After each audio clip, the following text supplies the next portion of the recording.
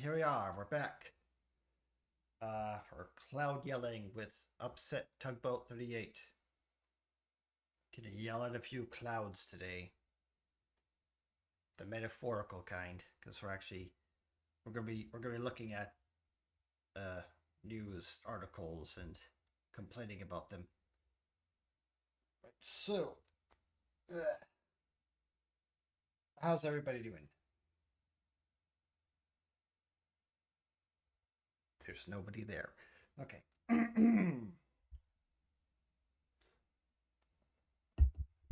Well, first we'll start with the new Supergirl trailer from Deadline by Anthony D'Alessandro. Supergirl trailer takes off. Get it? Because she can fly. Watch Millie Alcock as Kara Zor-El. Okay, that's the trailer. I don't think I can play it because of copyright, so I'm not going to play it. We're just going to read the article. Right. Finally here. The first trailer for Warner Bros. DC Studios. It's about to be taken over by Netflix or Paramount. Ooh, we'll get to that later. Next big summer movie Supergirl, starring House of Dragons Millie Alcock. Well, she's not on House of Dragons anymore. In the title role as Supergirl's cousin, as Superman's cousin, who has a drinking problem. Oh no, I hope that doesn't interfere with her movie thing. I hope that's not a character plot point for the movie. Because that's kind of doesn't really fit with this. Yeah, whatever. I'll save the rant till the end. Fans caught a glimpse of Alcock as Supergirl at the end of James Gunn's Superman when she stumbles into the Man of Steel's Fortress of Solitude. In the trailer, it looks like Kara would have no problem living in the same colorful ragtag gang universe as Gunn's Guardians of the Galaxy, which it didn't, because we're just doing Guardians of the Galaxy again. Again, save it till after. What's clear here is that Kara isn't a carbon copy of Superman a la Supergirl in the 1984 movie. She has her own personal demons. Not only does she have the grit to take on any Mad Max type who comes her way, but what sets her apart from Kal-El? Well, she's a drunken wreck. That's what sets her apart.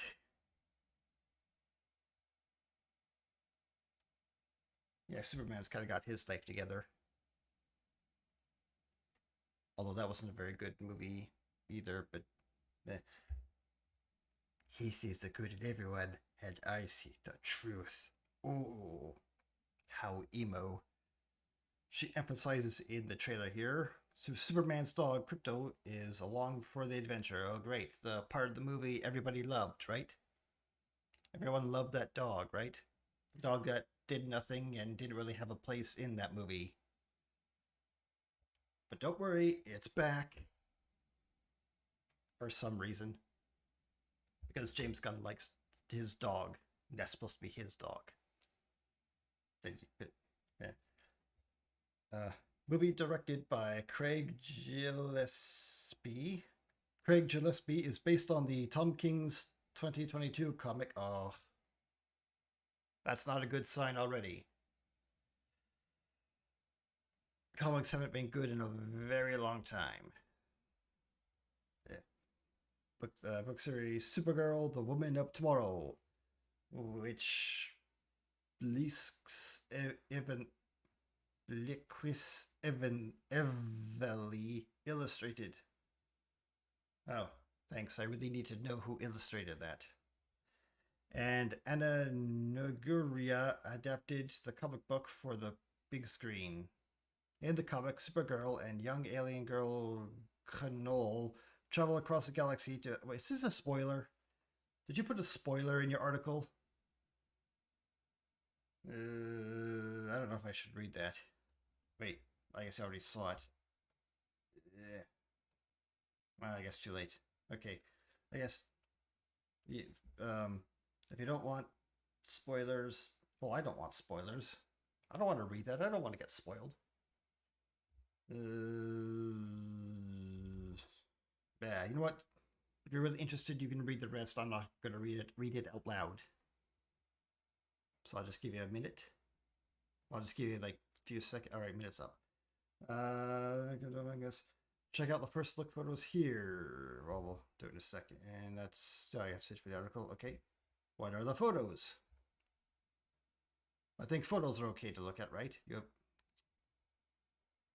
Oh, thanks. Thanks for the ads. I don't really care for ads on newspaper. Well, this is not newspaper. What am I talking about? So what are these photos? I just said that. What are the photos? Can I see the photos? You said there's photos. Or are these the photos? Oh, okay. So yeah, here we got, I guess this has already been, this is all, so this one's out already. The promo poster with truth, justice, whatever. Because she's emo, get it? She's gonna be like a, no, I was about to say this is gonna be just another angsty teenage story about a story about another angsty teenage character, but she's actually supposed to be teenage and I guess a little angsty. So, okay, I guess you got me there. What's this? Supergirl key art. What's the key art? So it's just her standing, looking in a different direction. Okay. What else? And there she is standing, looking in a different direction. And there she is, standing in front of smoke. All right. And there she is, drinking. There's going to be drinking in the movie. And there she's flying in CGI smoke. CGI planet. Okay. Anything? Yeah, that's all in the trailer. And there, oh, that's Krypton, I guess. Oh yeah, in this universe, Krypton is a planet of conquerors. They conquer other planets. They sent Superman to conquer Earth, but he decided not to. And I guess these are like the thugs who are trying to catch the girl who Supergirl is with, and there's Supergirl with the other girl. And there she is looking in another direction, and there's the symbol. The symbol of evil, it turns out. What a decision.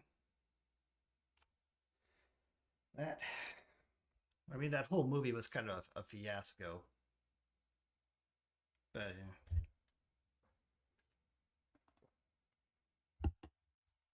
what a decision that was to make the Superman's parents conquerors.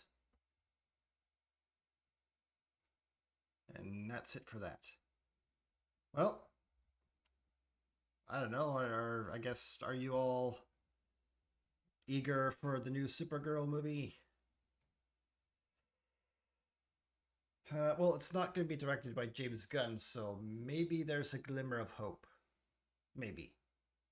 Oh, and I heard Lobo is in it, played by Jason Momoa, who everybody knows as Ronan from Stargate Atlantis. Yeah. So there we go.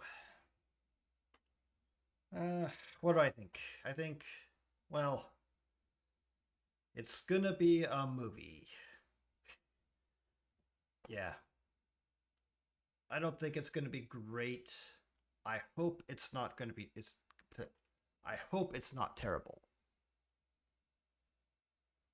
But from the trailer, it looks like, yeah, again, it's just a Guardians of the Galaxy style movie with a lot of 80s references and alien technology that looks like our technology.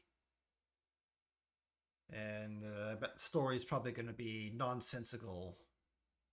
Because I don't know who it's written by. Who's it written by? Does it say? Does not say who it's written by. But apparently it's adaptation of a comic book from 2022, which that is not a good sign. This the comic sales have been declining sharply for a couple of decades now. Well, there you go. Supergirl out December 11th. What? No, that's the trailer out on December 11th. Never mind. When's the movie out? Wait, when is the movie out?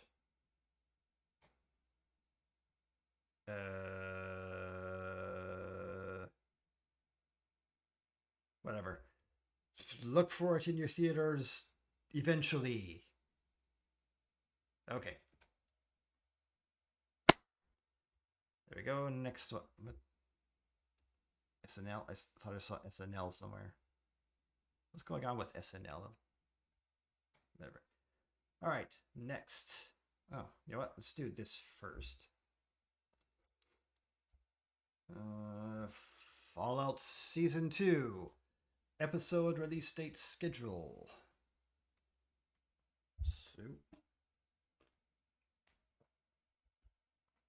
Alright, so episode Season 2. Speaking of not gonna be great, because I know the first season wasn't very good. Yeah, I know. There's people out there who say that, oh, Fallout is the best series, it's a great adaptation. No, it's not. I know it looks like Fallout, like visually, the costumes, the props, the places and backgrounds and all that. It looks like Fallout. Well, Fallout 4 specifically looks like Fallout 4. But story-wise, it fell way short. Story and character-wise. It was a huge disappointment. Because I did see where they were trying to go, but they sort of fell on their face while trying to get there. Like with, like the characters, I like the concepts. Like how, you got, the ghoul, who's like a more cynical kind of, screw everybody before they screw you kind of character. And you got, what was her name? Lucy, who was kind of like the opposite of the ghoul, who's like happy, bubbly, kind of sees the good in everyone kind of thing. And then Maximus, who's like a more of a practical kind of balance between the two, which is what they were going for. But of course, they screwed it up royally. They kept having to like reset the characters. Like with Lucy, they kept having to like reset. Like she's supposed to start out as like the happy, see the good in everybody, and then and look and then learn about, because she's from the vault, so she has to learn about survival, what it takes to survive, and how you can't always be morally correct while trying to survive out in this world. And like she has to learn that lesson while, I guess, still trying to keep her personality. And that happens a couple of times, but they keep like resetting her character after every episode where she learns that lesson. That was kind of annoying, where they weren't consistent with the characters. And same with Maximus, like him being part of the Brotherhood and having Brotherhood of Steel, and I guess having this how would you call it? because the Brotherhood being like a powerful sort of a militant group, which that in itself is another problem, serious misstep with the series, where they changed the Brotherhood of Steel into the Enclave, which well I guess where was I going with this? Okay, nah, that's good. Like they made the Brotherhood more like the Enclave, where they just want to like rule the world with an iron fist when that's not really what they want. The Brotherhood is more like a hideaway isolationist kind of group that seeks out technology. It takes technology because they don't want a repeat of the Great War that destroyed the world. Whereas the Enclave just wants to like take over what's left of the world. That's what they kind of did, which is weird because they actually have the Enclave in the series. Like you see it for talk about wasting characters. Like there was the scientist guy. I know I'm getting off track with everything, but I was like with the scientist guy who escapes the Enclave because he doesn't want to be a part of their whole genetic testing thing. No, he doesn't want to like be a part of it, so he like takes the information and runs away. And like there were like these were all characters that they could have, or maybe finish the thought. Finish the thought. And try to start or try to give it to this band of raiders who want to give free power to the world for some reason. Because again, they're the raiders. These are raiders, not raiders are not the good guys in the Fallout universe. There. What was I? Okay, there. Okay. Point being, like the Maximus character, where he sort of gets kind of disillusioned with the Brotherhood and their mission, like seeing that it's not the I guess the practical or not the best way to go about it, like through Lucy when they meet up, and another huge misstep is that they didn't have all the characters together, like the Ghoul and Lucy and Maximus, and which they should have. Like that should have been like the main plot. Like these three characters from different backgrounds and different ideas of the world have to come together or like forced together to get to I don't know whatever take this microchip to wherever, or I guess they should have like find the microchip and whatever, and then they like learn about they can learn about each other's world's view, and they could learn and grow as characters, and you could have had that, could have watched that, but instead they just I don't know what they did. They had like such I don't know how I would characterize it. Like it's they made a lot of changes for really no reason. Like they changed things to suit a story where they didn't need to change anything. Like how they're trying to, what was it? Uh, the well, they blew up Shady Sands, which is kind of for a stupid reason too. Because like spoilers for anyone who hasn't seen the first season, right? The dad, because Lucy has to leave the vault to find her dad, who is captured by raiders after they uh, infiltrated in the vault and killed off lots of innocent people. And so she has to go find her dad. And then she finds her dad, and it turns out he's the villain. Da, da, da. And turns out the raiders that kill innocent people and steal and all that, they are actually the good guys because they are trying to give power to the world for some reason. They want free power for the world for some reason.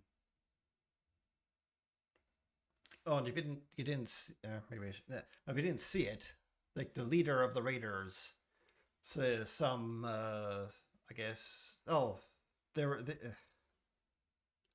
All right.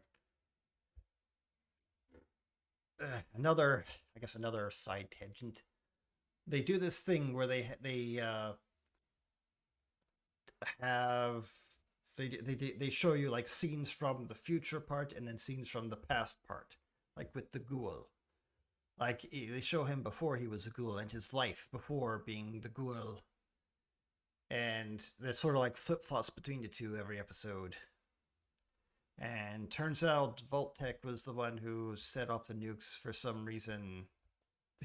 Voltec, the company whose job is to make money, they decided to destroy the world because then they will make all the money somehow.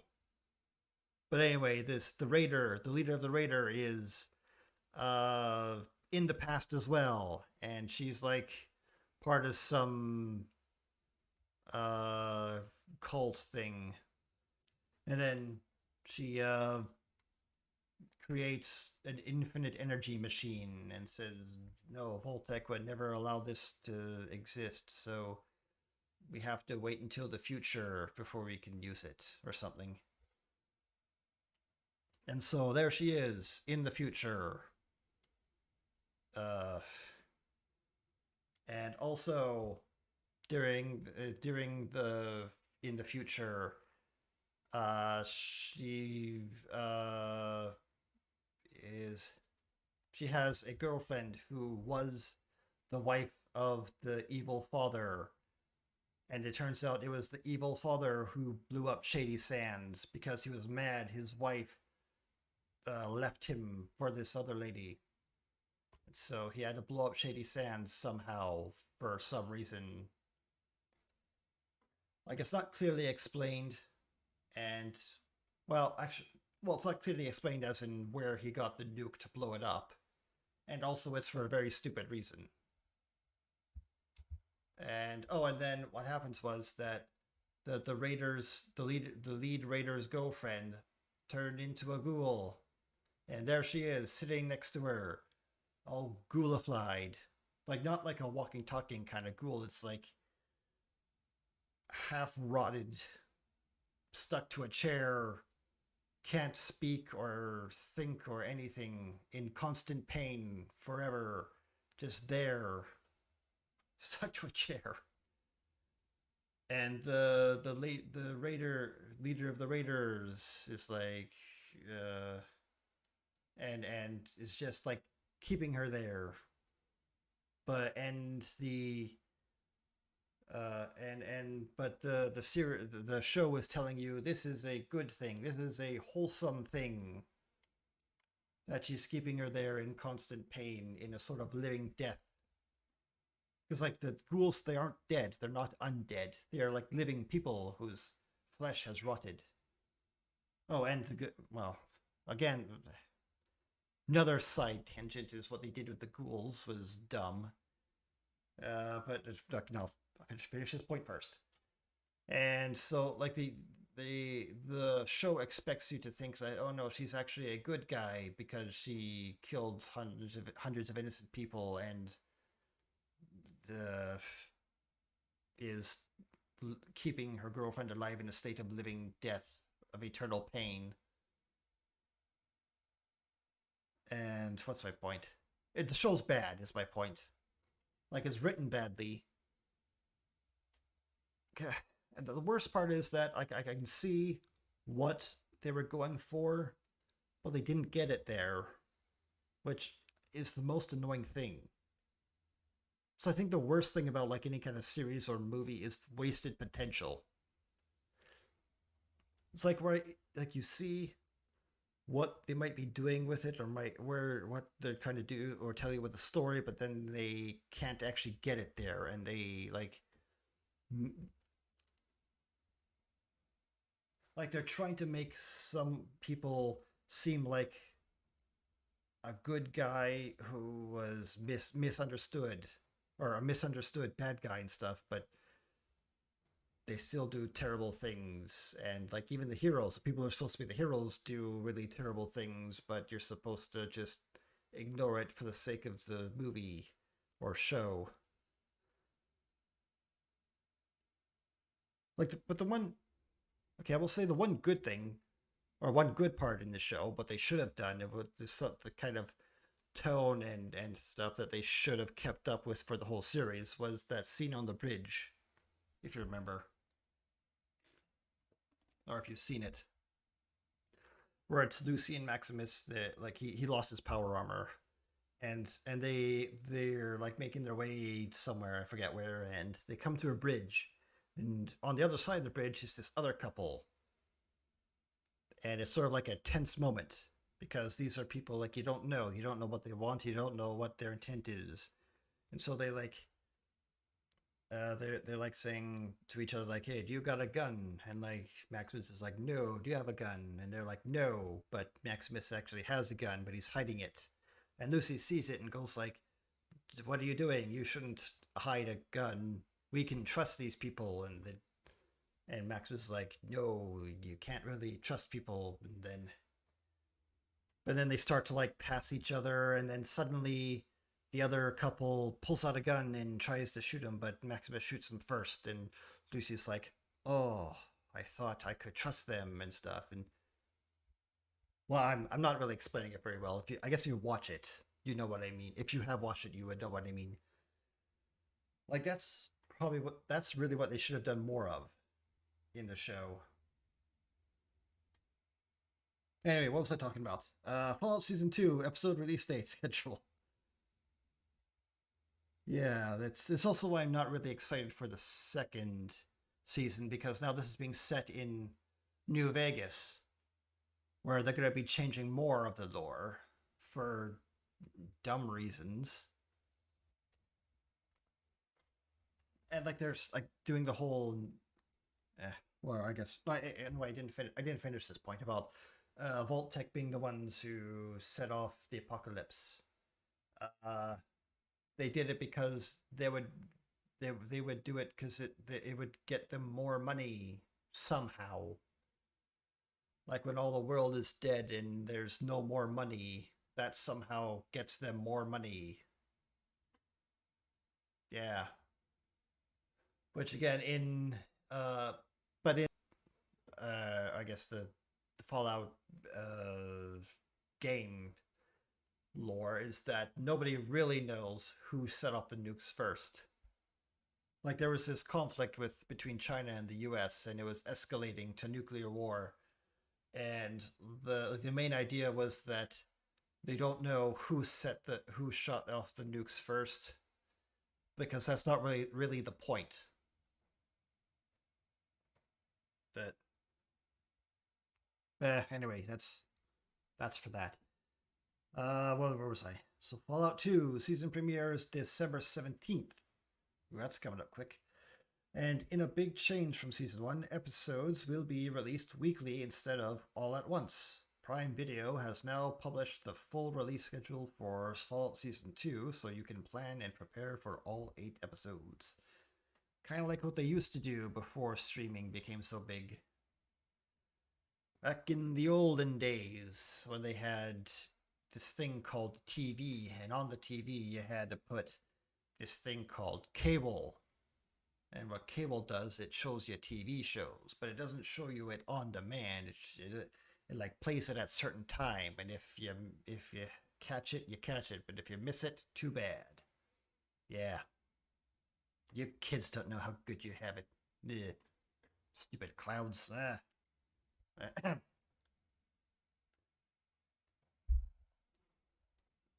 Let's see, episode 1. So the 17th. 12 a.m. PT, 3 a.m. ET, so 17th, then the 24th, then the 31st, January 7th, then 14th, 21st, 28th, and then February 4th. All right.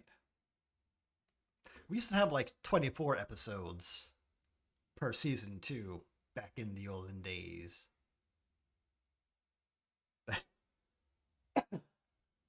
Yeah. And it didn't cost so much money either. Like it didn't cost like the budget of the GDP of a small country to make a series, make such a short series, and take like 3 years to make it. No, they could get they always got the like 24 episodes out every year, and on budget. That's what they used to do. I don't know what happened. Like I don't know if you could even really blame like um, streaming services either, because like people have been making TV shows for ages. Like nothing. Like you didn't have to change the formula. But whatever. Here we are. With season 1, some people enjoyed having all episodes released at the same time so they could binge the series. Yeah, I like that. I like binging. Others said they wished it was released weekly to give them some time to digest. Well, there's that too. But I prefer to have it all at once. I mean, I understand the reasoning, but yeah. I guess it's a matter of preference. Fallout airs on Prime Video, but if you have a Samsung TV and don't mind watching ads, well, I do, you can watch the entirety of season 1 for free right now. Isn't it on Netflix? I'm pretty sure it's still on Netflix and on Crave and whatever. Well, yeah, you can see season 1. Oh, this is for free, so you can see. Oh, so you don't need to like pay to see it for. Nah. I got Netflix. I'm good. Fallout Season 2 brings on new cast members, including Macaulay Culkin. Huh. Haven't heard that name in a while. And Kamali Nanjiani. I don't know who that is. While the story heads to New Vegas. Yeah, I'm not looking forward to that. I know that's like everybody's favorite game, and I like that game too. But they're gonna mess up the story. They've already proven that they can't really write a decent stories or a cohesive, engaging story. So I'm not really too. And I don't want them to touch New Vegas. Leave New Vegas alone. Do something else. Like make your own story. Why can't we just make our own stories anymore? Everything has to be like attached to some old thing. As for the game series, Fallout 76 just got its Burning Springs update. Yeah. Talk about disappointing stories. That's a game. Talking about major disappointment. Fallout 76 added the ghoul, of course it did, to the character from the TV series played by Walton Goggins. Additionally, Bethesda is working on Fallout 5, are they? But it's still very early days. It's going to be like 8 years from now and cost $500 million. $500 million. Yeah. Well, of course they're working on Fallout 5. Like, why wouldn't they? The last one made money. And I guess that's it. What's this Macaulay Culkin thing? Is that it?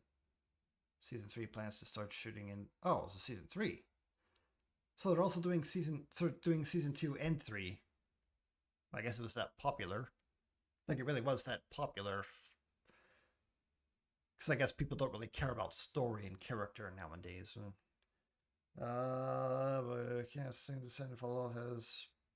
Second season Fallout hasn't premiered quite yet, but that's not stopping the creative team behind the show from planning for Season 3. In fact, they're aiming to start shooting in summer 2026 and get back on the air in reasonable amount of time, according to the executive producer Jonathan Nolan. Huh. Okay. Well, if they can do it in a decent time, like less than a year, maybe keep to like a seasonal schedule, that'd be different. That'd be pretty good. Although I don't think it's going to be any good. Big 90,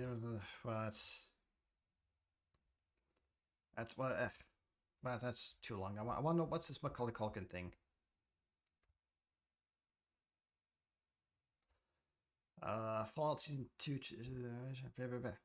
Oh, I haven't seen the trailer. I should watch. No, I have seen the trailer. I didn't see Macaulay Culkin in it. Fallout Season 2 trailer shows off Macaulay Culkin and Kumail Nanjiani's characters. Prime Video has released a new trailer for Season 2 ahead of debut December. We don't know much about the characters they are playing, but we've seen Nanjiani's character getting called for a battle and Culkin's character murdering someone. The trailer also spotlights one of the new settings for Season 2, New Vegas, and overall includes numerous spoilers. Oh, maybe I shouldn't watch it then. Additionally, the trailer shows off more Walton Goggins, the Ghoul, and Ella Purnell's Lucy, who are in the middle of a new perilous adventure in Season 2. Aaron Moulton's Maximus is back as well, as is Dogmeat. Check out the trailer below. Nah. Where's Macaulay Culkin? Nothing about Macaulay Culkin. Okay, well, there's that. Oh well. There you go. Fallout Season 2. Are you excited? Or what are you expecting? I'm not really expecting much. But again, I just like yelling at clouds. Bleh. Alright. Yeah, what do you think? Do you think they learned a lesson from last season? Are you optimistic? Are you pessimistic? Let me know what you think. The comments below. If anybody's watching. Alright.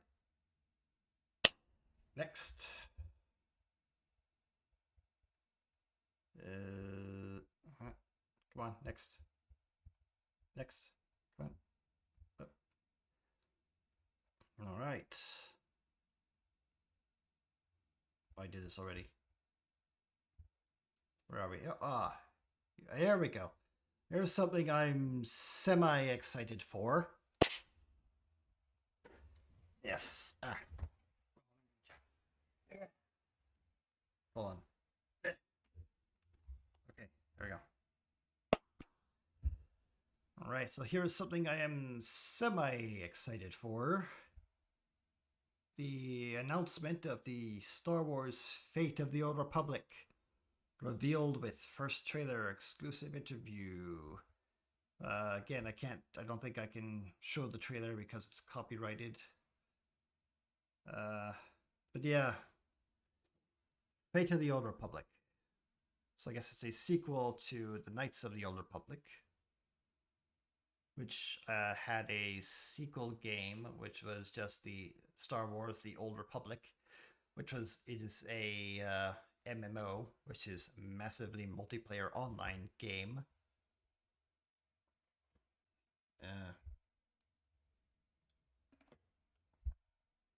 So I guess that's a sequel. Is this a sequel to that? Is this going to be an MMO too? Find out right now. I hope they tell you. Announcement. Announced at the 2025 Game Awards, the new role-playing game from Arcanaut Studios, Arcanaut Studios, whatever word that is, and Lucasfilm Games tells an all-new story helmed by accomplished game director Casey Hudson. Okay. What else did Arcanaut Studios do? In Star Wars Fate of the Old Republic, step into the role of Force user on a journey through the galaxy on the edge of rebirth at the end of the Old Republic. Oh, so I guess it's a sequel to the MMO. Or are they going to have a Millennium Falcon ripoff ship too, I assume? All these games have that, I guess. A brand new epic narrative single-player action role-player game. Oh, it's single-player. I didn't think they made single-player games anymore. Well, there you go. Arcanaut Studios, developed in collaboration with Lucas Games, was announced on stage tonight that It's announced on stage tonight at this year's Game Awards, along with the first look at a thrilling trailer. It was announced that Fate of the Old Republic will be developed by a new studio launched by Casey Hudson, the director of the original Star Wars Knights of the Old Republic. Oh, okay. The little glimmer of hope here now. He was the director of the original one. Okay, all right, okay. And the Mass Effect trilogy. Okay, little bit glimmer of hope. I know the last few Mass Effect games weren't very good, but that was after the corporations took over. So this will probably, if this is a new studio, so maybe there's a chance it could be decent. I'm not gonna jump the gun and say it might be good, but I'm willing to give it a shot. That's as far as I'm going. Yeah. Blending innovative storytelling, memorable characters, and heart-pounding combat, Star Wars: Face of the Old Republic will immerse you in an unforgettable experience where every decision deepens your journey towards the light or the darkness.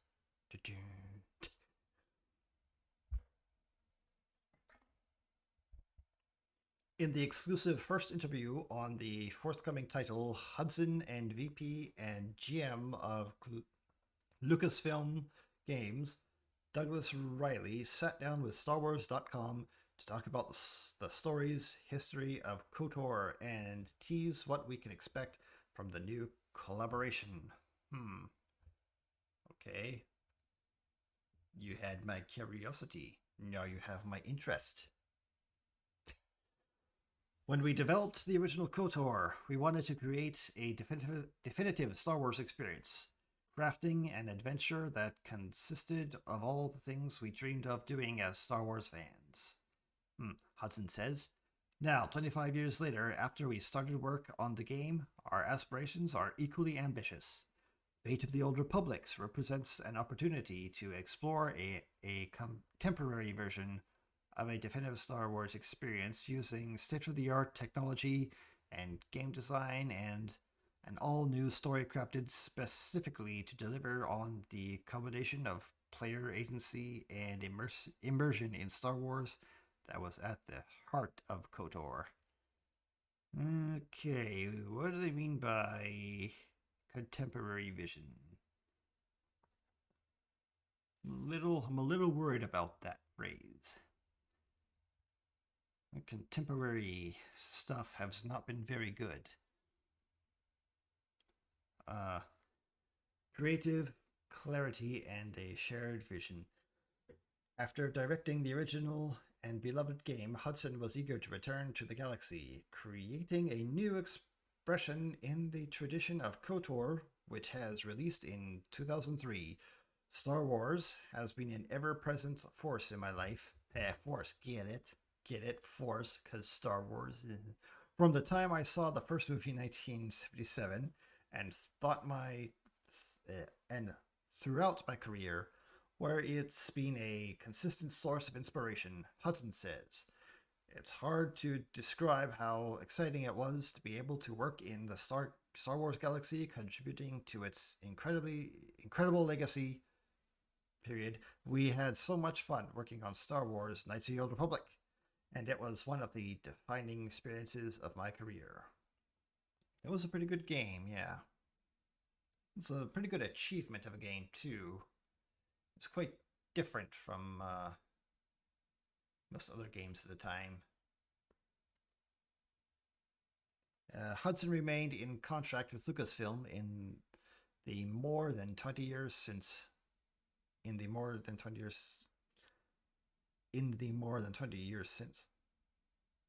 I could have phrased that better.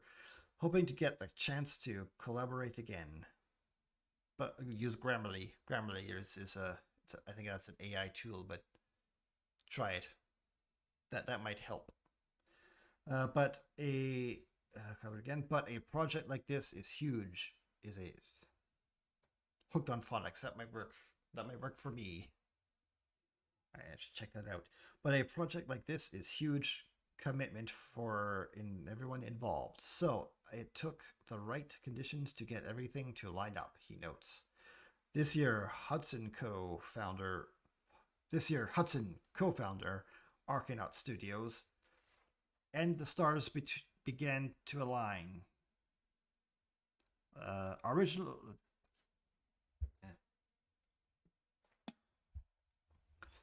Our origin. And again, come on, okay. Take two. Our goal is developing the kind of games I love making, emotionally powerful cinematic adventures driven by player agency, narrative depth, and immersive world building, he says. Conversations between our team and Lucasfilm Games led to an incredible opportunity to return to Star Wars, and once again, we can hardly believe we're working on such a special project. Yeah. I say keep Disney far, far away from this project if you want any kind of success for it. Maybe stop talking to Lucasfilm. Maybe just like, I don't know, set them aside in the corner or something. Give them like a Rubik's Cube for them to solve while you go and make your game over there.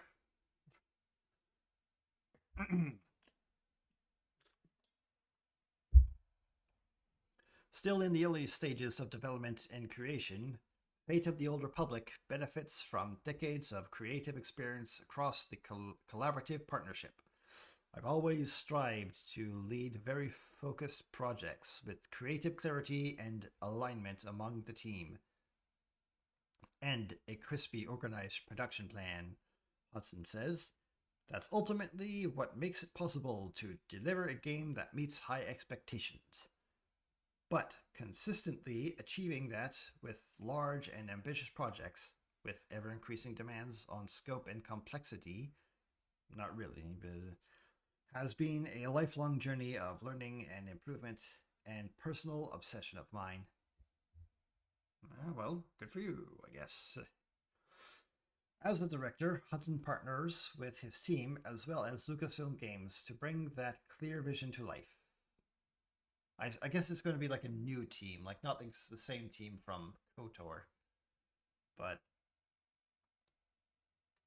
I just haven't heard anything about anyone coming back for this one.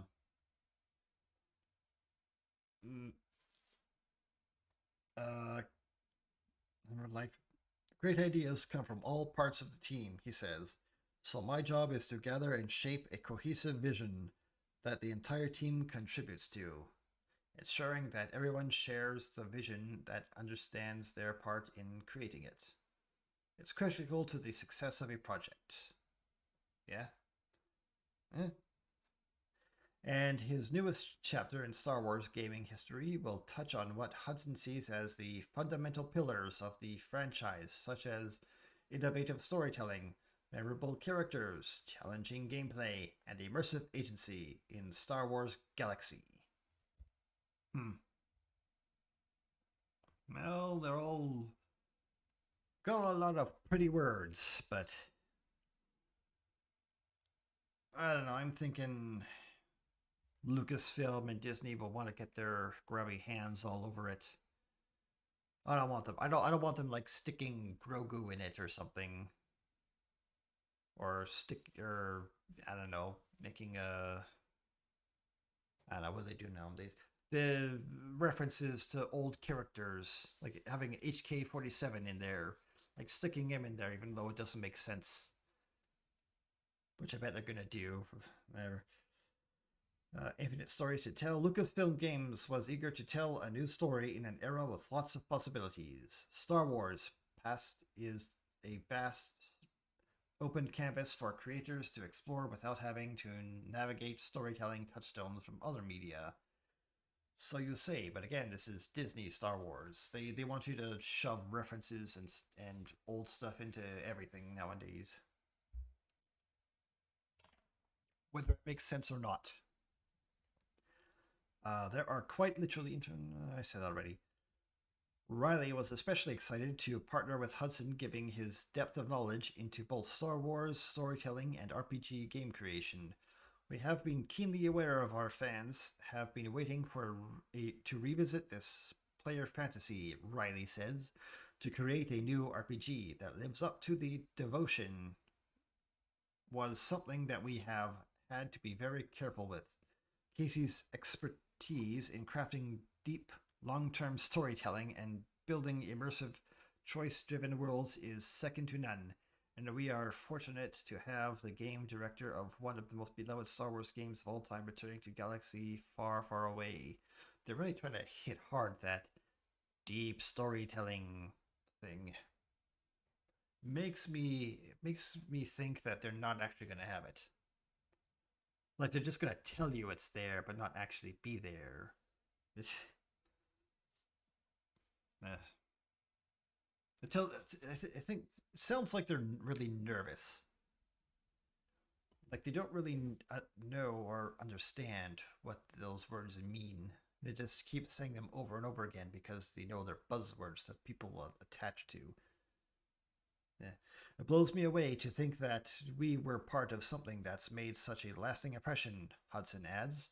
When we were making KOTOR, we were just focused on making the best game we could, and had no idea it would resonate the way it did. Seeing the impact it made with players and how that connection has endured for more than 20 years is humbling and inspiring. Oh, this is long. Alright, one last little bit.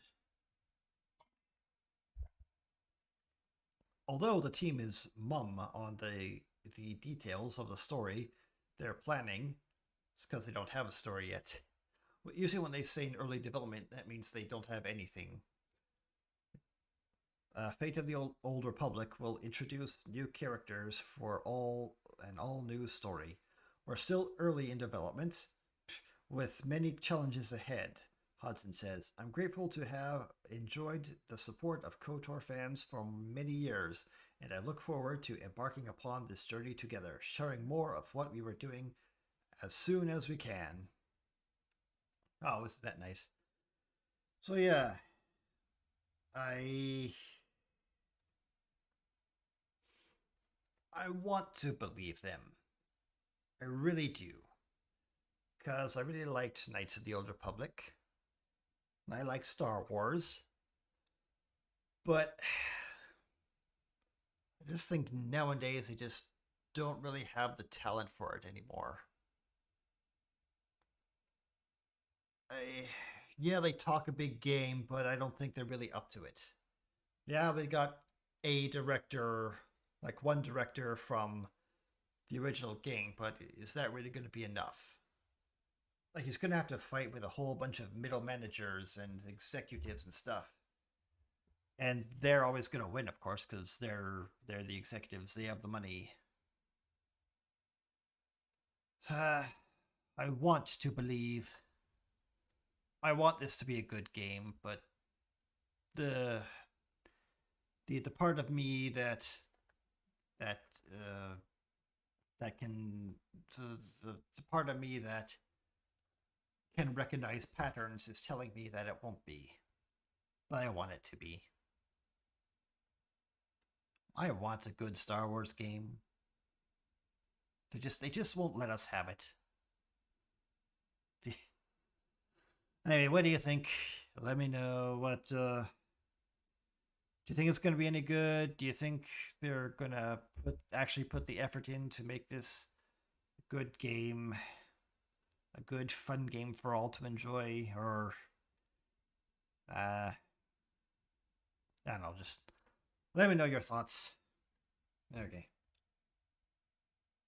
Ooh, what do I want to do next? I want to do that. I'll do this one. Hold on.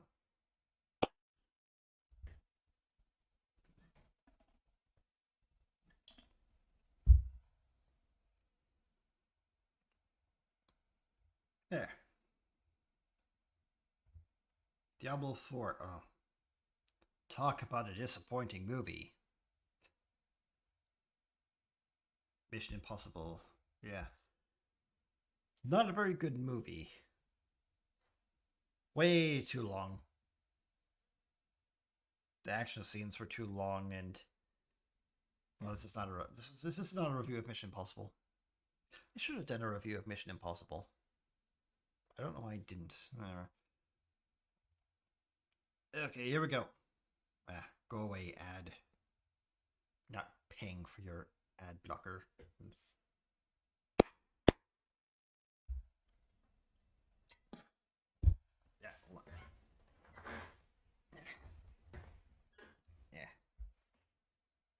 adjust myself. Okay. So, Diablo 4 expansion, Lord of Hatred, revealed. Adds not one but two new classes, including the Paladin. But I should have had that from the beginning. The Game Awards 2025. It's also announced from the Game Awards. Light at the end of the tunnel. By Weasley Yinpool. Oh, it's from IGN.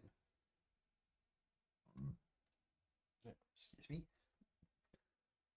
Blizzard has fully unveiled Diablo 4 expansion, Lord of Hatred, confirming that it includes not one, but two new classes, including the Paladin. What's the other one? Is it Druid? What is... Have I played Diablo 4? I can't remember. Diablo 4. Maybe I played a little bit of it. Maybe I meant to play it but didn't, because it got bad reviews. Or maybe because I got soured after Diablo 3. No, I don't think I played it. Whatever. Wait, why did they mean add Paladin? They should have had the Paladin. It's one of the quintessential characters. How do you not have a Paladin in Diablo? At the Game Awards 2025, Blizzard announced on April 28th, 2026 release date of The Lord of Hatred, which will see the Age of Hatred saga. Are they going to make more Age of Hatred expansions? As Blizzard calls it, reach its climax. Oh. No, it's a continuation of a story, I guess. Campaign-wise, players go up against Eternal Evil, Mephisto, but there's a surprise return for Diablo 4 antagonist Lilith, who is back from the dead. Shock horror. They put the sarcasm in there for me, I guess. After the events of Diablo 4 campaign, Lord of Hatred adds the... Wait, are you telling me Diablo wasn't in Diablo 4? No, Mephisto. So they're bringing back Mephisto. Oh, no. They're bringing back Mephisto. Okay. Events before Lord of Hatred adds the new region of Skovos. And there are significant gameplay changes too. Right, wasn't Diablo 4 like a reimagining or something? Can't remember what the story for that was. The big news here is a pre-purchase of Lord of Hatred grants immediate access to the Paladin class, which is a fan favorite from Diablo 2 and one of the most requested classes from Diablo 4. Maybe you shouldn't have taken it out then. Blizzard didn't say what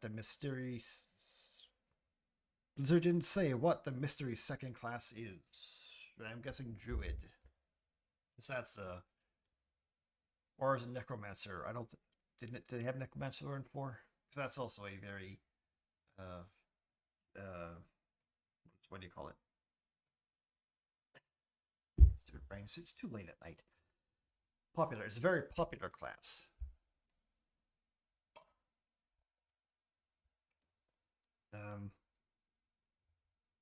There's a trailer which I can't play for fear of copyright. Stupid copyright laws. Here's the story setup.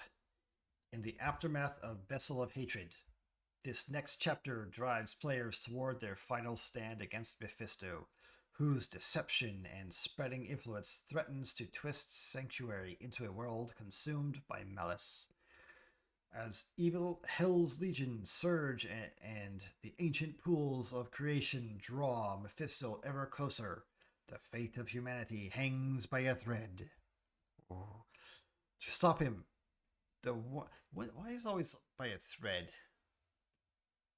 Can't like hang by a rope or something, hang by a chain, hang by something stronger. There's always like a threat to humanity for these games. Well, that's what makes it a game, of course.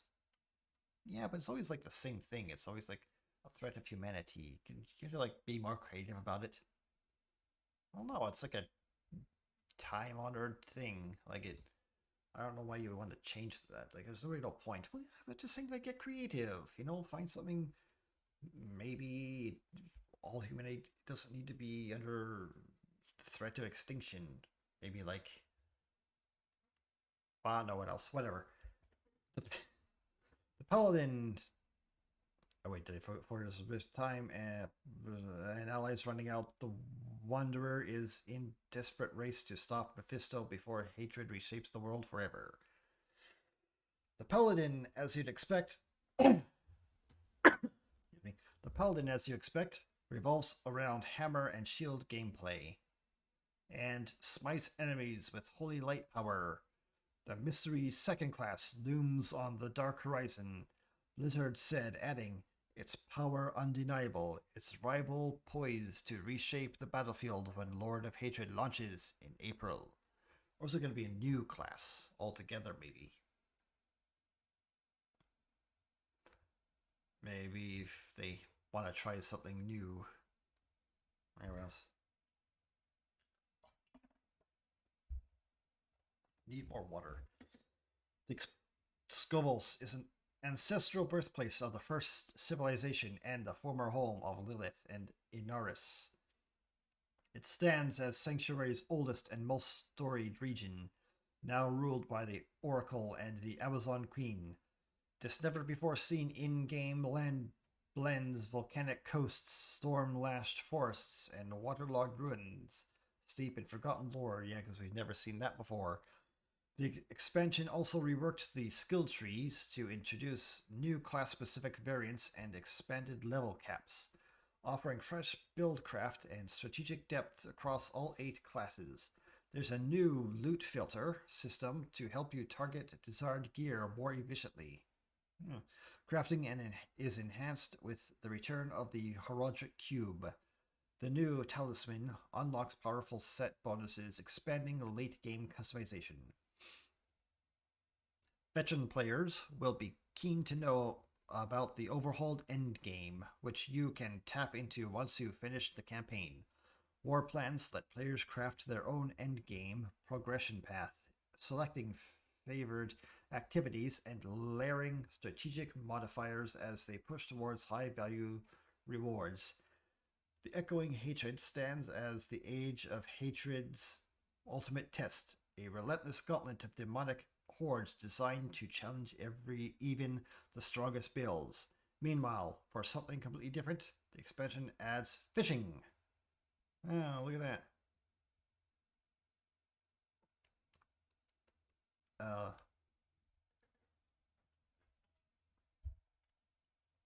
Because everyone likes fishing, right? Exactly what you wanted in your Diablo game. What's next? Wood cutting? Coal burning? Wiener roasting? Log cabin building? Bread making? What else? Yeah.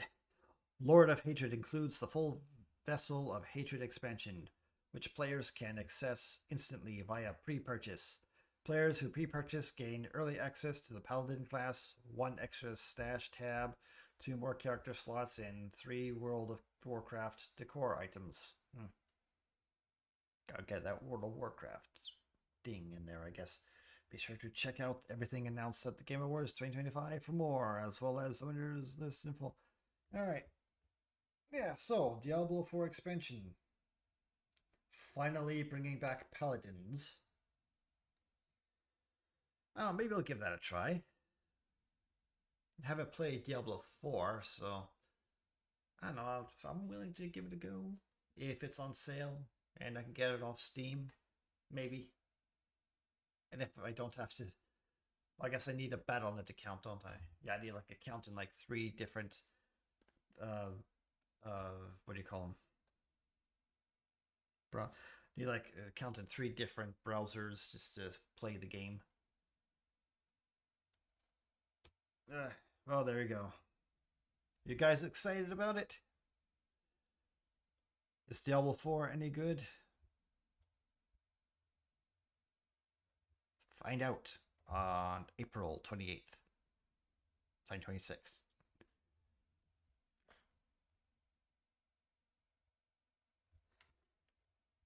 Okay. There we go.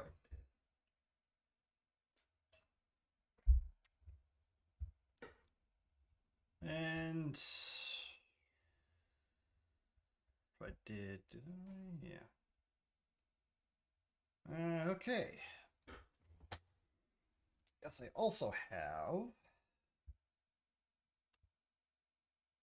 this.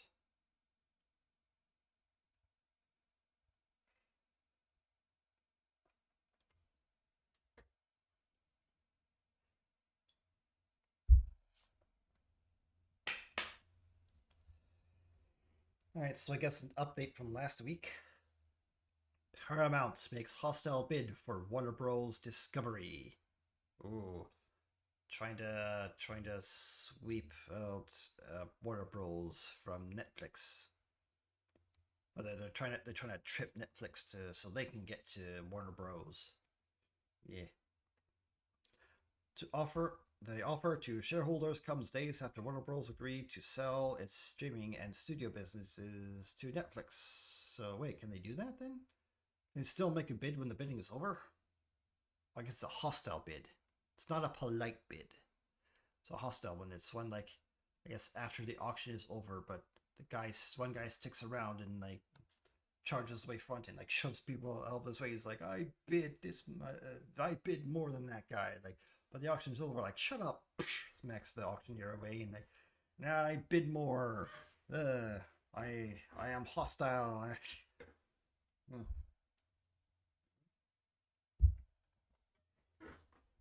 So by Benjamin Mullen, Lauren Hirsch, and John Koblin. How long is this?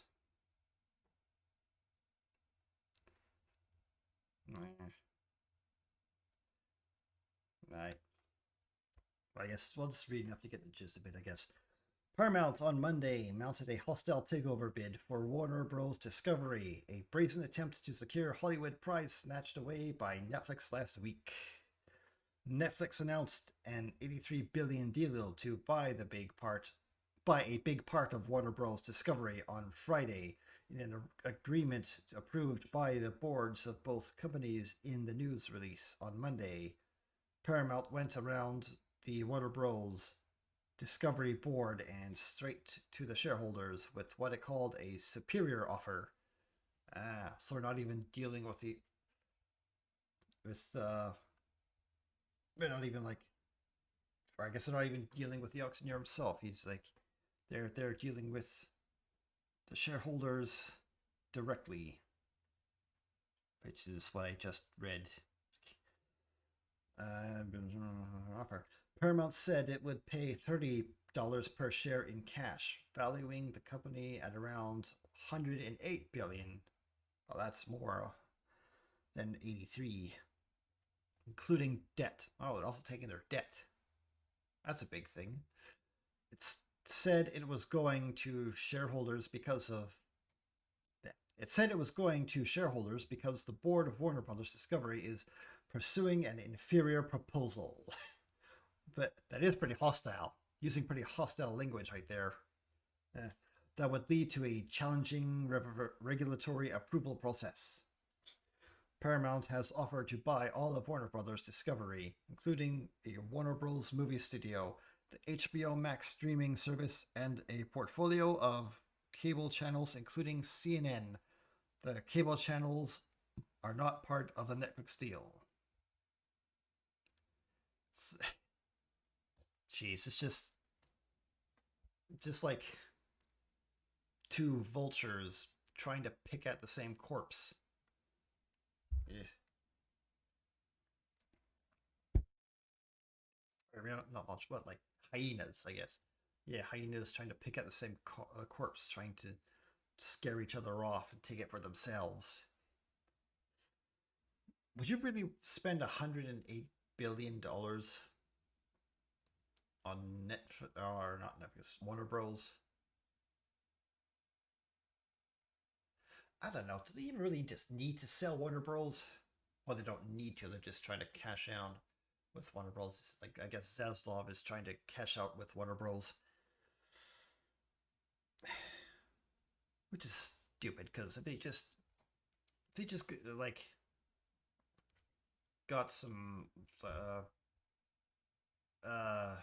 what am I saying? If they could just like manage their leadership better, then they would like remove a lot of the problems it's having. Whatever. We believe our offer will create stronger Hollywood, David Ellison, the chief executive of Paramount, said in press release. It is the best interest of the creative community, consumers, and the movie theater industry. In a statement, Warner Bros. Discovery said it had received the bid and would respond within 10 business days, advising shareholders not to take any immediate action. Yeah, don't sell your stock just yet.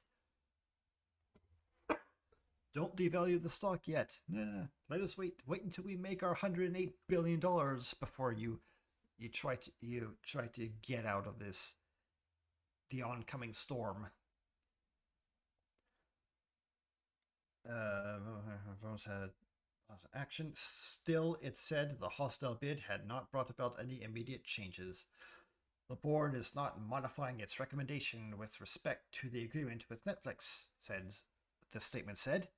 Paramount's hostile takeover attempt is the latest in a series of increasingly strident overtures to Warner Bros. Discovery in the recent week. What does that mean? Strident overtures. What is that? Strident. It sounds. I know. It's like a strider, but it's like in action, I guess, type of striding, or already strident as in already strided. And overtures. That's the thing that plays before the old movies. Is an overture. So what does that mean? What does the strident overtures mean? That the thing that played before the movies is striding. Yeah. Just before Netflix announced it had struck a deal, Paramount sent a letter to David Zaslav, the chief executive of Warner Bros. Discovery,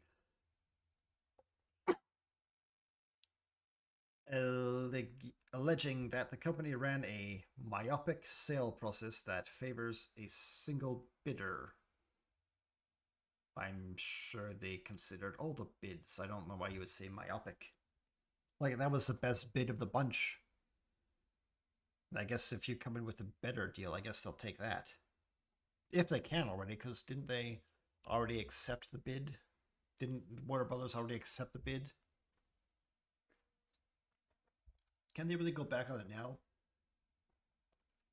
Like, unless they signed anything. So I know there was something, what kind of, not a clause, or something where they have to pay Netflix like $5 billion or something if they back out of the deal, or $40 billion if they back out of the deal. So I don't know what they're planning to do here. Warner Bros. Discovery said in a response that it fully and robustly complied with its obligations to shareholders. The company ran a weeks long bidding process. Weeks long? Is that really a word? I don't think. A week. Well, I could just say a week long bidding process. That would work much better. That also drew interest from Comcast, the cable company that owns NBC Universal.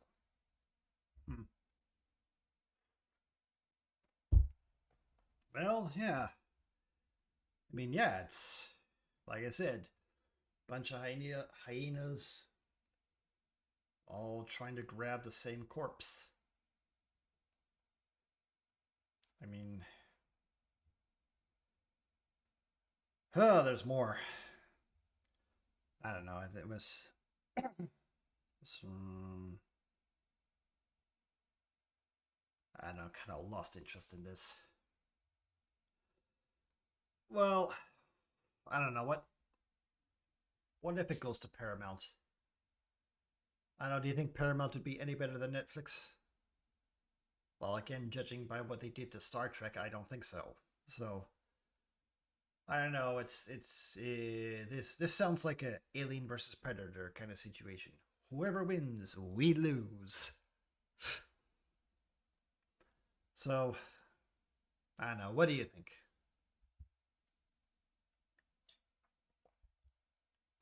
Yes, I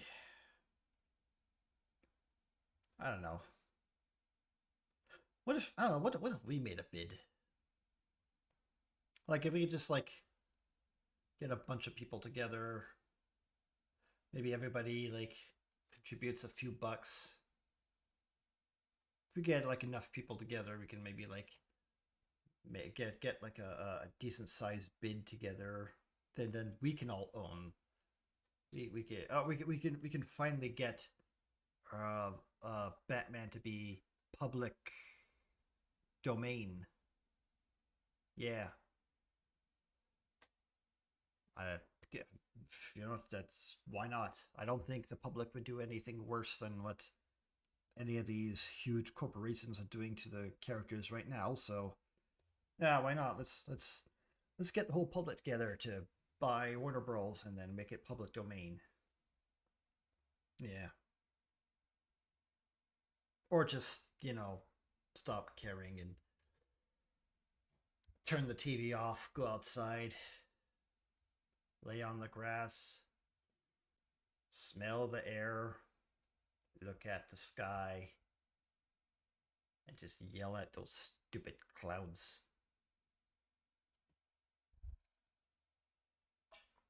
Yeah, stupid clouds. Okay. Tell me what you think.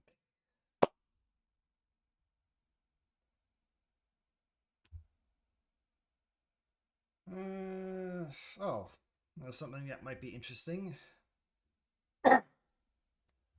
Would Netflix buying Warner Bros. Kill movies in theaters? No.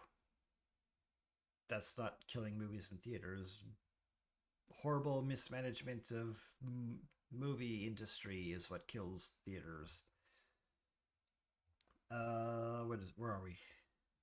Business analytics. What is this? Oh, from CBC News by Mark Golum. CBC News on the 11th. And Sonia Yokota William heard that Netflix is poised to buy Warner Brothers Discovery TV and film studios, one of Hollywood's oldest and most prized assets. She couldn't help but worry about the future of the movie-going experience itself was at risk. Assurances from Netflix that assurances from Netflix that it would maintain the studio's current operations, including theatrical releases for films, has done little to allay industry concerns about the streaming giant's attitude toward theatrical releases. I think the proof is in the pudding, and what we've seen so far is a total reluctance to put films in cinema, said Williams. Well, she's not wrong. Who is the director of the new Network of Independent Canadian Exhibitors and Alliance of Independent Cinemas? Okay. So, this is going to be long. All right. Through Netflix, or though Netflix has agreed to buy Warner Bros. Discovery's TV and film studios and streaming divisions for 72 billion US, the detail is still subject to regulatory approvals. That means the government has to make sure they're not becoming a monopoly, because monopolies are illegal in America. Regular rules. Meanwhile, Paramount's Skydance has launched a hostile takeover bid worth 108.4 billion US. Industry analysts say that while people do still want to see movies in theaters, the cost of doing so has increased and consumers need a more compelling reason to go.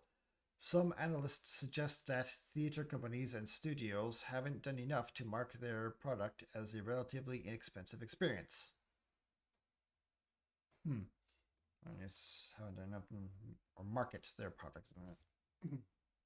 Yeah, it is pretty darn expensive to go to the movies these days.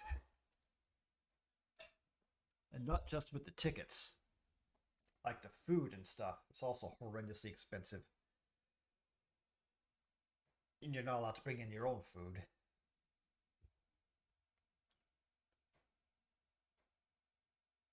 The seats are pretty nice, I guess. But I don't think that's enough. You know what would really help is if they like cut ticket prices. That would bring more people back to the theaters. Like if they cut the tickets in half, because like now you're not getting people waiting for like the event movies anymore. Now you can get like the general public can start going back to the movies. It's like that's what it was before. Like a movie is something you could just like go to because it was just so cheap enough that you could just like spend like $5 or $8 on any movie. Like you weren't really, it didn't even have to be a movie that was like one of those big event movies. It was like any common like, what's the new comedy movie or what's the new Arnold Schwarzenegger movie or whatever. You can go like make a afternoon of that or an evening of that. But nowadays, like it's so expensive, like you kind of have to uh, be more choosy about the movies you want to see or give money to. Anyway,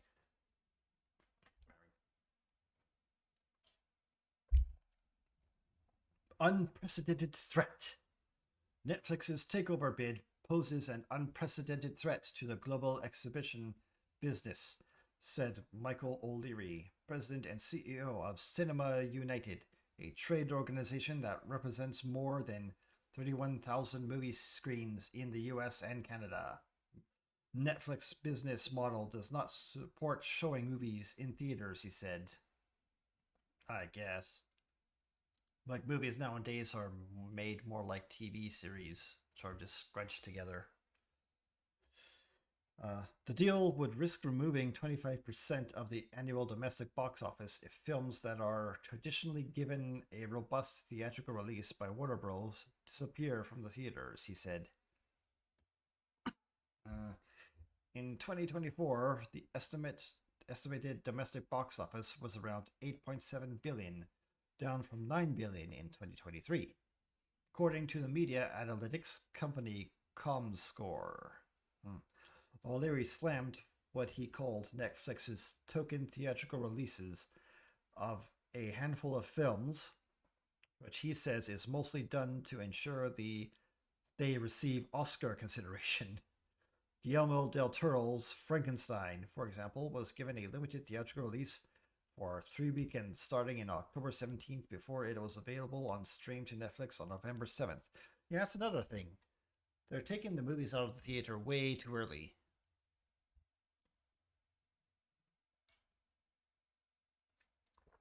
You gotta give it more time for it to like circulate to the audience. But I guess it's like they're trying to get it onto their streaming networks because that's how they make the real money, like through subscriptions. So I guess I can see their point where they say that it's going to ruin the cinema experience. Well, hey, you know what? That just means there's more room for indie movies. Huh?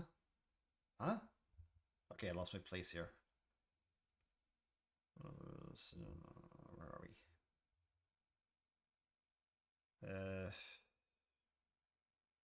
What? customers need a compelling reason to go. Meanwhile, in Canada, the movie theater business grew in 2024, but still hadn't reached its pre-pandemic peaks, according to an August 2025 Statistic Canada report. It found that theater attendance was also stagnating at roughly two-thirds the level in 6 years since 6 years earlier. Yeah, a lot has changed ever since the lockdowns. I think some of the changes that like they made some actual changes to theaters too, like I guess right after because they're trying to bring people back, which I think that's what caused the prices to go up and I guess created this whole death spiral. Like the trying to entice people back is what doomed it to failure. Uh, the Bain report concluded that audiences have abandoned theaters. They simply need more of a compelling reason to go. And I'd agree with that.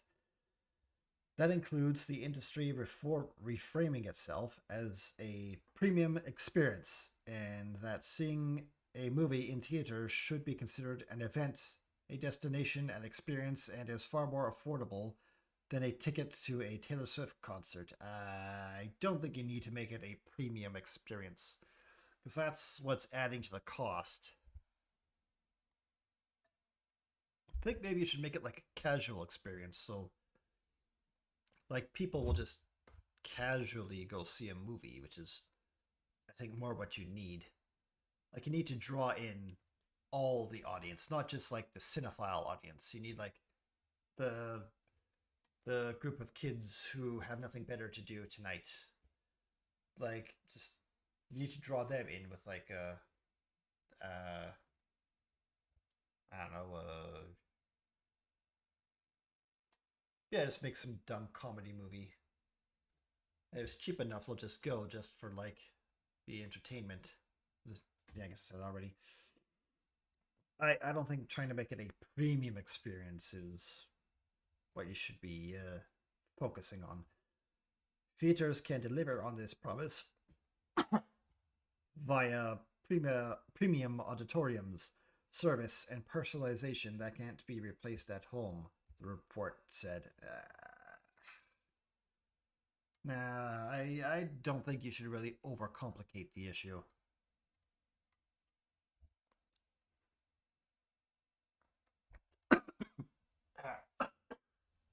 Yeah, I don't know what down the wrong pipe. So I don't think the problem is that complicated either. Like it really is just it's too expensive and the movies aren't good enough. Like they're not worth the ticket price nowadays. Just like what do you mean like premium service, like service and personalization? Like if you're gonna do things like uh track what they buy and where they sit and all that, they like gather information on them. Like that's I don't think that's a good idea. And like personalizing again, you don't really need to personalize. Just make it cheap. Yeah, like that's well the Steam what was it that Gabe or not Gabe Newell Gabe what's his name the Steam guy Gabe Newell I can't remember his name but he said he I think it was right on the money when he said that a cheap game sold is better than a expensive game not sold where in this game like a cheap ticket is sold is much better than an expensive ticket not sold. Yeah. Plus, you got your concessions where the real money's made anyway. So in premium, like I don't know, not everybody likes premium stuff. Like some people don't like overly fancy things or overly complicated processes. Like just give me a ticket, make cut the prices, let me buy the ticket quickly, cheaply and as painlessly as possible. And I think that would help a lot. Make it like easier to buy tickets. Maybe focus on that.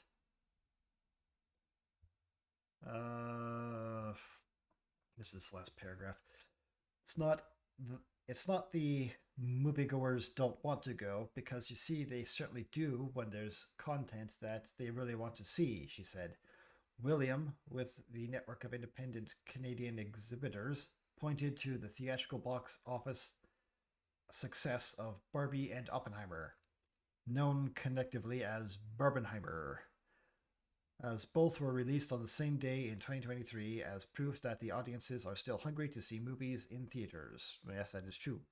The option of watching a movie in the cinema means that you really care about watching that film, and that you care about making time, Williams said. We just think that the audiences deserve a choice of being able to have that experience. Now, it's like movies are better in the theaters. Like I know some people out there, they like sort of poo-poo the idea of having to like go out and like sit with other people and all that, but that's no, I like if you get like a good crowd in a theater, like that can enhance the experience.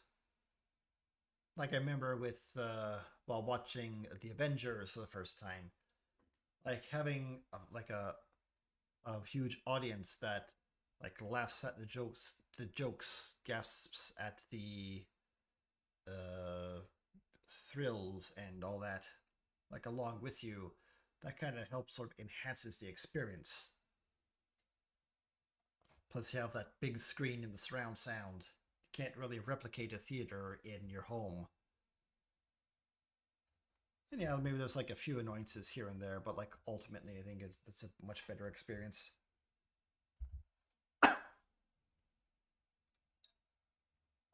Yeah, whatever. That's just me.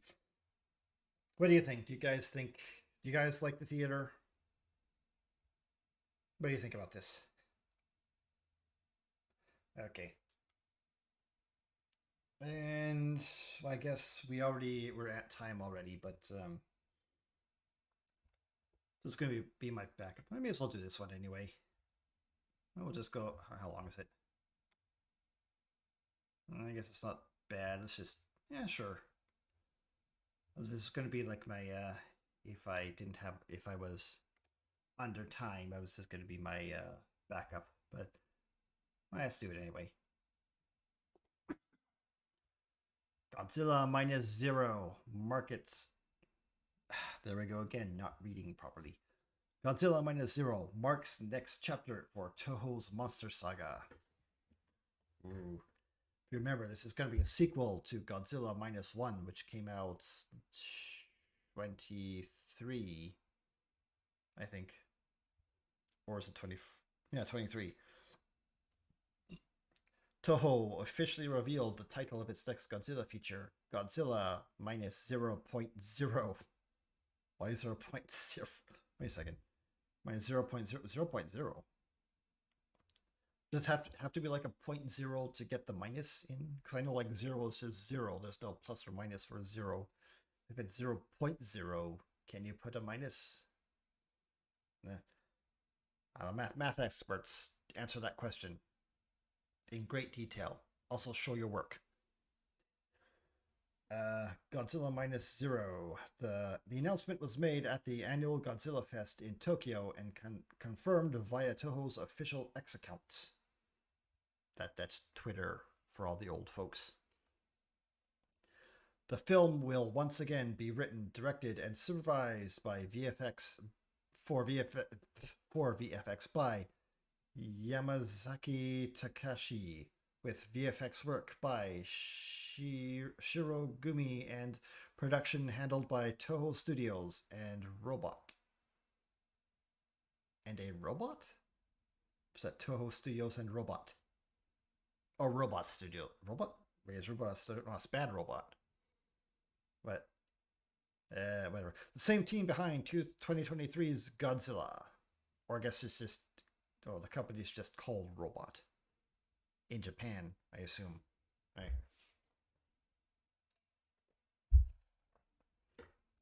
2023's Godzilla -1. Toho Limited will produce and distribute. Okay. Okay. Well, the first one, Godzilla -1, was really good. Like, really good. I just hope that they don't. I don't really want them to use the same characters, or at least not the main ones, because they kind of like. I like the story they told with like the main guy and like his pseudo family that he has, and like I kind of just want their story to just end there, and then like you can have like another story, so I guess set in the same time, like, or like the kid from the boat who wanted to go to fight Godzilla. Maybe you can like make this next story his story, and you can just leave the other characters alone. Like they had their good story, leave them alone. Or like the boat characters, maybe. Yeah, have like the boat crew come back. I like the boat crew. Eh. Uh, a new Godzilla film was teased almost exactly a year ago. Yamazaki's Godzilla -1 became a landmark hit for the franchise. Released in Japan in November 2023, it grossed more than JPY 7.65 billion. I don't know what that means. Is that Japanese yen? 7.5? Oh. 50 million locally, making it the top earning live action Japanese Godzilla film in history. In North America, it earned 56 million, making it the highest grossing Japanese language live action film of all time. The film later made history in the it also had a budget of like 12 or like 15 million. So yeah, that's a pretty nice profit.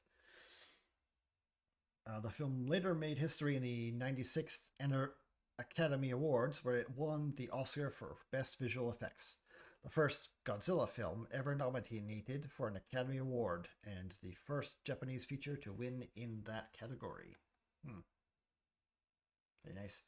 The franchise began in 1954 with Shiro Honda's Godzilla, a grim allegory for nuclear devastation that introduced. Okay, I guess it's just padding now. Introduced audiences to the radioactive reptile who would become Japanese's most enduring pop culture expert since. And also the longest running movie series of all time.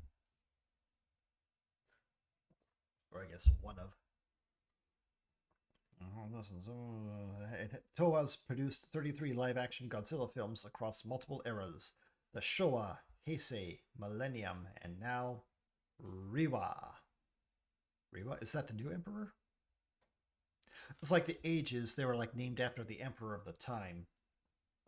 So like the 50s, 60s, and 70s Godzilla were in the Showa era. We're in like the Showa era with that guy. Then all the ones from the 80s and 90s were the Heisei era with that guy. But then the Millennium series, that was after that was what began it in the year 2000, hence the name Millennium. Now the Reiwa, I guess that's the new emperor, I assume. And these are going to be all the movies made now are going to be in that era, which is present time. Well, American studios have released 5 additional titles, including Legendary's Monsterverse. Yeah, that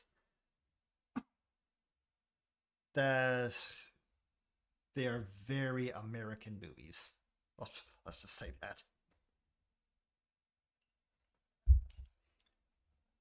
Set in Japan after World War II, Godzilla -1 starred Kamaki Ryunzuki as Shikizami Kikuchi, a former kamikaze pilot who survives an almost fatal encounter with Godzilla and suffers from post-traumatic stress disorder. When the massive beast reappears years later, a group of soldiers and veterans must band together to defeat the monster before it can destroy Japan. The cast also includes Hamabe Minami, Yamada Yuki, Aoki Munetaka, Yoshihiko Hajizakia, and Ozakura and Satsuki Kurosonaki. Yeah, those names. Those pig names, I'm sure you all know. I don't know. I suppose they are big names over in Japan. With Godzilla 0.0, Toho appears, or excuse me, Godzilla minus 0.0. Toho appears to be signaling a continuation of the Yamazaki's minus saga while teasing a thematic reset implied by the zero. It in its title, no plot of release date has yet been announced, but anticipation is running high for the next stomping movie of King of the Monsters. So, yes, I am actually excited for this because I know I am a massively huge Godzilla fan. And yes, I really liked the last minus one movie. And yeah, you think it's going to be good? I am hopeful because it's made by the same team. So yeah, hopefully we can get it's going to be a good sequel, and it is going to be like a direct sequel, I guess. But like I said, leave like the main those main character story the main guy's story alone. That it ended fine. It ended at a good place. Let's leave it there. Like a semi good place because that one lady had like the black goo coming up her neck, so that was kind of ominous. Yeah, yeah, I'm actually excited for this. This, yeah. Are you excited for this? What's your favorite Godzilla movie? Yeah. Well, I guess that about does it. All right. 8 o'clock, huh? Are we going for 2 hours?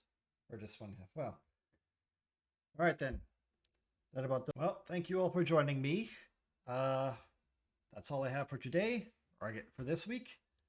I have been UpsetTugboat38. Yeah, everyone have a good night.